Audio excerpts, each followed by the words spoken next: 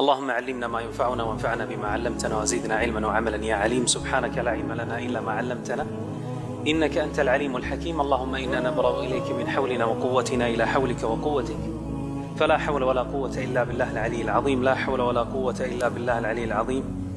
لا حول ولا قوة إلا بالله العلي العظيم. اللهم يا معلم آدم علمنا، ويا مفهم سليمان فهمنا، ويا مؤتي لقمان الحكمة آتنا الحكمة وفصل الخطاب. رب اشرح لي صدري ويسر لي أمري واحلل عقدة من لساني يفقهوا قولي. اللهم إنا نسألك الفردوس الأعلى من الجنة وما قرب إليها من قول أو عمل، ونعوذ بك من النار وما قرب إليها من قول أو عمل. اللهم إنا نسألك حبك وحب من يحبك وحب عمل يقربنا إلى حبك يا أرحم الراحمين. اللهم اجعلنا من أهل القرآن الذين هم أهلك وخاصتك. اللهم أشغلنا بالقرآن ولا تشغلنا عنه. اللهم اصرفنا إلى القرآن ولا تصرفنا عنه يا ذا الجلال والإكرام. اللهم اصرفنا إلى القرآن ولا تصرفنا عنه.